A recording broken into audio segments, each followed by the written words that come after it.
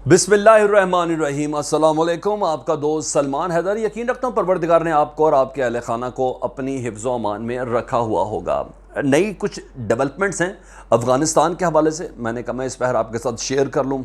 एक यौम परचम अफ़गानिस्तान के अंदर मनाया गया है, इसको फ्लैग डे के तौर पर मनाया जाता है और सदारती महल में एक तकरीब का एहतमाम किया गया। उस तकरीब के एहतमाम में मेरे एक सुबह वाली वीडियो से नत्थी करके वो बात दुरुस्त साबित हुई कि वाकई अशरफ गनी का सॉफ्टवेयर अपडेट नज़र आ रहा है।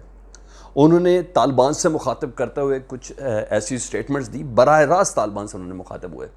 वो कहा, क्या कहा उन्होंने इस सिलसिले में, इस यौम परचम पर जो फ्लैग डे था उसके ऊपर, और अमन मुज़ाकरात के हवाले से, जंग के हल के हवाले से, मुस्तकबिल के हवाले से उन्होंने क्या कहा कि कल तक का जो सॉफ्टवेयर अपडेट था ना, तो वो वक्त से पहले इलेक्शन कराने पर रजामंदी तक था, ठीक है, इक़्तिदार छोड़ने तक पे था, यहाँ तक था।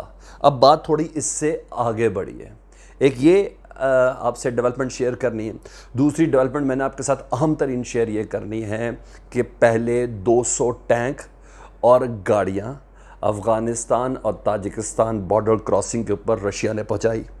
हम समझ गए कि 5 से 10 अगस्त को जाके एक 3 मुल्की मिलिट्री रिहर्सल है। बात इससे आगे थी। मिलिट्री रिहर्सल में आज तक मुल्कों की तारीख़ में इतनी बड़ी डिप्लॉयमेंट नहीं हुई है, स्पेशली ज़मीनी फ़ौज के हवाले से। उसके बाद असलहा और गोला बारूद, उन्होंने कहा हम नया से नया देने की कोशिश कर रहे हैं ताजिकिस्तान को, वस्ती एशियाई रियासतों को, ये रूस ने कहा, ठीक है। उसके बाद अब कौन सी एक नई ताकत उधर पहुंचा दी गई है ताजिकिस्तान बॉर्डर के ऊपर, ताजिकिस्तान और अफ़गानिस्तान बॉर्डर के ऊपर, और उसकी एक्सपर्टीज़ क्या है। दरअसल रूस इस सारे एरिए को, इस सारे सिनेरियो को इस तरफ से कंप्रेस किस तरह कर रहा है, या यूं कहिए जो हम इस वीडियो के अंदर डिस्कस करने जा रहे हैं वो ये है कि चीन, रूस, पाकिस्तान और तालिबान, ये पॉलिसी इस वक्त राइज होती नज़र आ रही है अफ़गानिस्तान के अंदर, क्योंकि अब अशरफ गनी ने थोड़ा सा मोल्डिंग बिहेवियर दिया है। तो उम्मीद तो ये है कि मुस्तकबिल करीब में शायद स्टेक होल्डर्स में ये भी बीच के अंदर शामिल हो जाएं। तो अब ये पता चल गया कि दोस्त और पराए कौन है, अब ये चीज़ें डिफ़ाइन होने जा रही हैं। इस वीडियो में ये भी डिस्कस करेंगे, साथ साथ आपको सदारती महल की तरफ से बताएंगे कि अब बाज़ाब्ता तौर पर अफ़गानिस्तान के अशरफ गनी ने कल की जो मुलाकात थी ना मुल्ला बरादर की चीनी वज़ीर ख़ारजा से, उस मुलाकात के ऊपर अफ़गानिस्तान के क्या तासुरात हैं वो दिए। बड़ा इंटरेस्टिंग चीज़ है, जिसमें सबसे बड़ी बात ये कि वो जो तंजीम है जिससे मुतल्लिक़ ये कहा जा रहा है कि इसके तालिबान के साथ गठजोड़ है, उसको किस तरह उन्होंने हाईलाइट किया है, ये तमाम चीज़ें इस वीडियो में डिस्कस करते हैं। डिस्कशन से पहले अगर पहली बार आप ये चैनल देख रहे हैं तो चैनल सब्सक्राइब कर लें, ये रेड बटन है, ठीक है जी। डिटेल्स में चले जाते हैं। डिटेल में जाते वक्त मैं आपको सबसे पहले ये बताता चलूँ कि सदारती महल में फ्लैग डे है आज, और एक बड़ी पुरवकार तकरीब से अशरफ गनी ने खिताब किया। इस पुरवकार तकरीब में अशरफ गनी की जो टोन थी ना, ईद के बाद की तमाम टोन से बिल्कुल मुख्तलिफ थी। एक तो कल सुबह से भी बहुत मुख्तलिफ थी। कल सुबह अशरफ गनी ये कह रहे थे कि हम लड़कर अफ़गानिस्तान के मुस्तकबिल को महफूज बनाएंगे, हम तालिबान के साथ लड़कर अफ़गानिस्तान के मुस्तकबिल को महफूज बनाएंगे। और कल शाम जब सारी हैपनिंग होती रही, दिल्ली में अमरीकी वज़ीर ख़ारजा की, चीन में तालिबान की चीन के साथ, इसके अलावा दोहा के अंदर जब ये तमाम अपडेट्स होती रही, और ऐसे में सोने पे सुहागा, कहते हैं एक लोहार की, जब वज़ीर-ए-आज़म पाकिस्तान इमरान खान ने भी जब अपना बिल्कुल कैटेगोरिकली अमरीकी इंटरव्यू में जब बता दिया कि हम दरअसल पाकिस्तान का स्टांस रखते क्या हैं तालिबान से मुतल्लिक और अफ़गानिस्तान से मुतल्लिक, अमरीका की सुबकियाँ क्या हैं, नाकामियाँ क्या हैं, और क्या क्या चीज़ें जिसकी बिना पर अब जाके तालिबान के ऊपर हमारा वो असर रसूख नहीं है जिसके मुतल्लिक दुनिया दावा कर रही है। अमेरिका को उस वक्त बात करनी चाहिए थी तालिबान से जंगबंदी की, या इलेक्शंस की, या किसी भी सियासी हल की, जब अमरीकी 1.5 लाख फौजी इधर मौजूद था।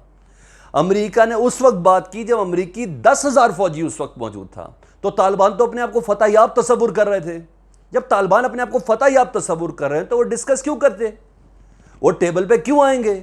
ये और दिल को छूने वाला حقیقت کے نہایت قریب وزیر اعظم پاکستان عمران خان کا سٹانس تھا، اور اس سٹانس کو اس انٹرویو میں دیے ہوئے ان جملوں کو پوری دنیا نے جس طرح ہائی لائٹ کیا ہے، میرے پاس تو ان ویب سائٹس اور نیوز ایجنسیز کے نام تک مجھے یاد ہیں، اور کل تو اتنی بڑی تعداد ہے، پجووک افغانستان لے لیں، تلو لے لیں، آپ رائٹرز لے لیں، الجزیرہ لے لیں، اس کے علاوہ ایران کے نیوز ایجنسیز لے لیں، اس کے علاوہ وائس آف جرمنی لے لیں، وائس آف امریکہ لے لیں، فاکس لے لیں، تمام نے فرنٹ پیج پر یا ویب سائٹ کے فرنٹ پیج پہ ٹاپ آف سب سے ٹاپ پہ انہیں وزیر اعظم پاکستان عمران خان کی یہ سٹیٹمنٹ رکھی تھی۔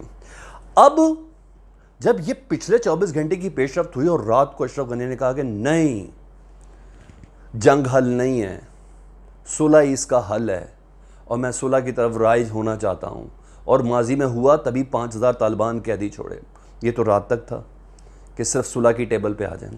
آج جب انہوں نے براہ راست طالبان سے خطاب کیا نا، تو اس خطاب کے کچھ مندرجات سن لیں۔ انہوں نے کہا طالبان پلیز امن ہی حل ہے، غیر ملکی طاقتوں کے ہاتھ میں نہ کھیلیں۔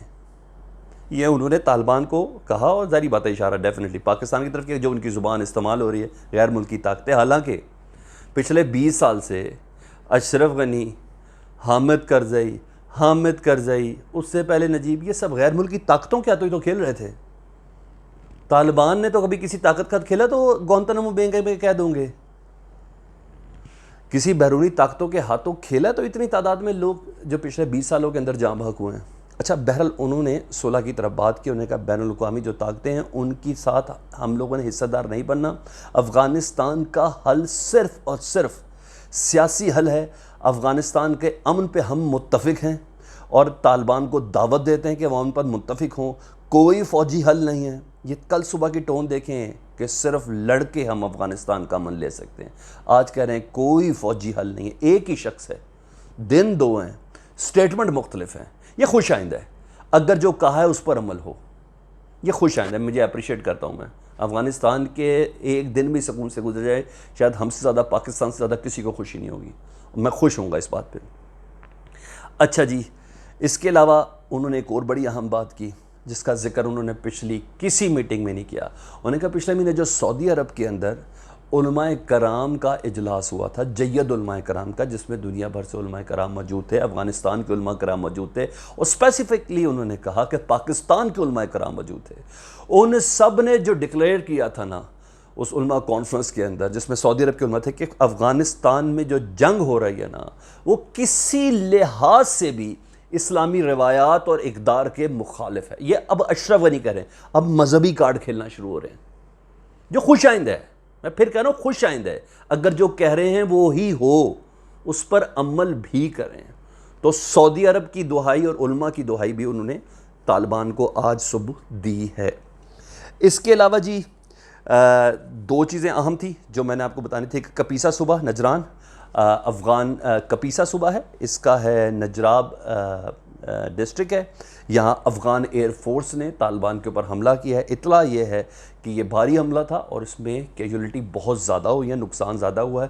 عام پبلک سے متعلق، جس کو کولیٹرل ڈیمیج کے اندر کہتے ہیں، عام پبلک جن کا نہ طالبان نہ افغان فورسز سے کوئی تعلق، صرف اپنا کھانا پینا اور سونا اور اپنے کام سے ان کا تعلق ہے، ان کا بھی نقصان ہوا، اور فوٹیجز جاری ہوئی ہیں جس میں ہیلی کاپٹر ایئر سٹرائک کر رہے ہیں اس کپیسا صوبہ کے اندر۔ یہ اپڈیٹ تھی، میں نے آپ کے ساتھ شیئر کرنی تھی۔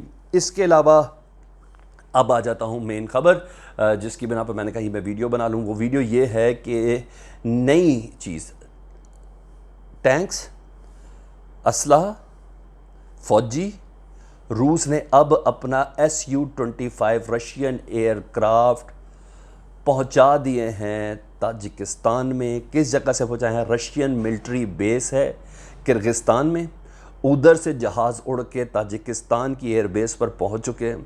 اور اب تک جو بتایا جا رہا ہے کہ یہ صرف ایک ٹرائلیٹرل ایکسرسائز ہے 3 ملکوں کی، لیکن یہ بالکل ایسے نہیں ہے۔ یہ ایکسرسائز تو ہے 5 سے 10 اگست کو، اتنا پہلے، اور ٹینک بھی آج سے 10 دن پہلے، اور اسلحہ آج سے 8 دن پہلے، یہ اس طرح نہیں ہوتا۔